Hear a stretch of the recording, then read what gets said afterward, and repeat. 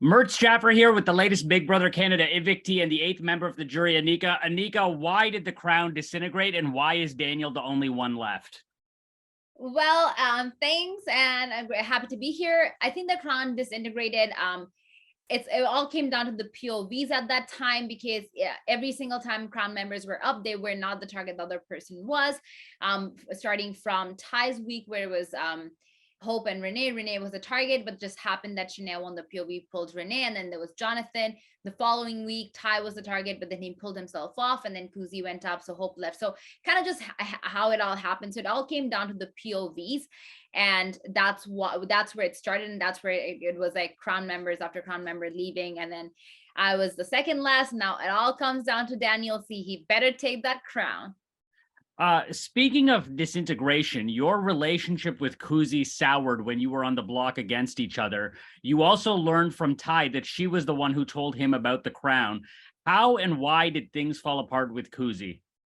Yeah, so I think things starting falling apart when during I think starting from Cece's week when she put Kuzi besides Hope. I heard a few things that she apparently had this deal with Cece that I don't put you, you don't put me kind of thing. So kind of like looking after herself before us.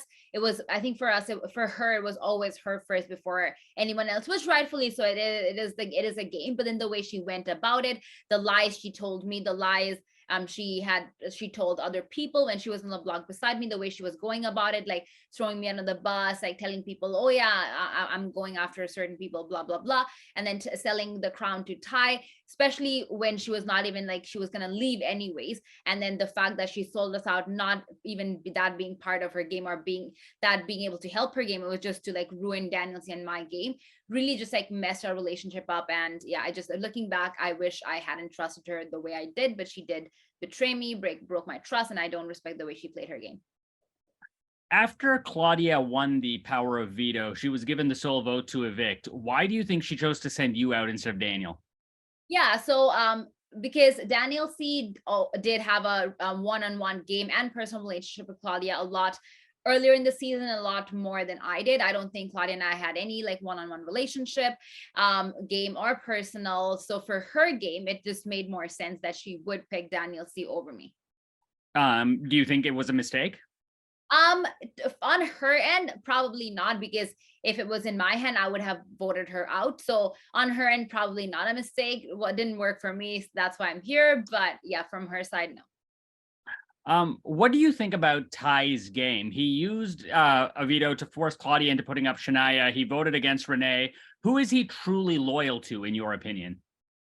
Ty is not loyal to anyone, literally no one but himself. And I don't like the way he uses the word that he played an honorable game. Nothing about his game was honorable. It was always lies and deceit, which is okay. Like if you are playing that game, rightfully so, but then don't keep using the word that you're a dishonest person, you're a dishonorable person. That's what doesn't sit well with me. So yeah, I don't think he was loyal to anyone besides himself.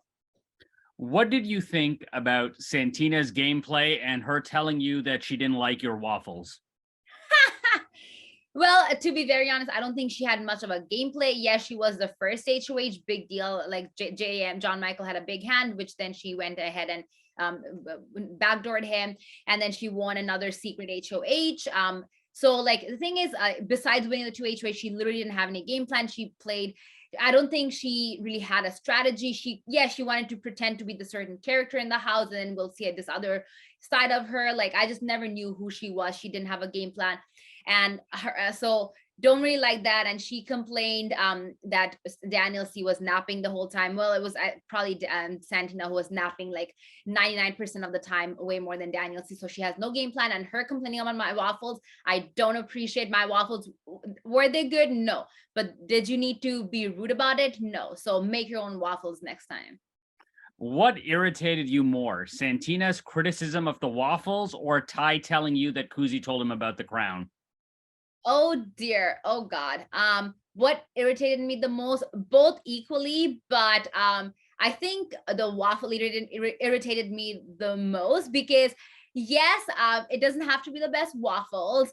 And here I am slaving my ass in the kitchen, making sure everyone gets breakfast. The last thing I need is someone to give me that sass. With Ty's situation, like I didn't at that point. I knew Kuzi would do something like that, so it was like, yes, it did break my heart. But then at that point, I was like, yeah, Kuzi would do anything to go far in this game or to ruin other people's games. So that was kind of like expected at that time. Did you feel underestimated in the game? Oh yeah, big time. I think a lot of the game and my social game that I was playing was kind of like the behind the scenes, kind of like low key. Even Kuzi's week, I had a big hand in like telling her that, okay, Santon is not the target; it should be Zach and Ty. So I had very big roles that I played, but I always played kind of like low key because I didn't want to grab attention myself on me, so I don't become the target. So I think that's why people don't see me as this mastermind, this big game player, but like I knew what I was doing, and that brought me to Final Four. You won HOH in the shortest HOH competition in Big Brother Canada history. That said, you and Daniel didn't win many competitions aside from that. Was that because it was hard to beat the others or because you were throwing them? Um, in the beginning, I wouldn't say I was throwing comms. I wasn't good at it, but did I want to win comms early on? No, because I just didn't want to get blood in my hands early on, because I feel like if you do keep winning, you're gonna make some enemies, you're gonna get blood in your hand, which will make you a target going forward. So I did not necessarily want to win, but of course I lost fair and square. But yeah, Daniel and I, we weren't the strongest in terms of the comp, and as soon as we realized that, that's when we're like, okay, social game is all we have, and we gotta play it as good as we can. So I think, and yeah, winning the final HOH was just perfect, because I started to doubt myself. I'm like, am I gonna be even winning anything? Like, so it was just so perfect. That brought me to Final Four.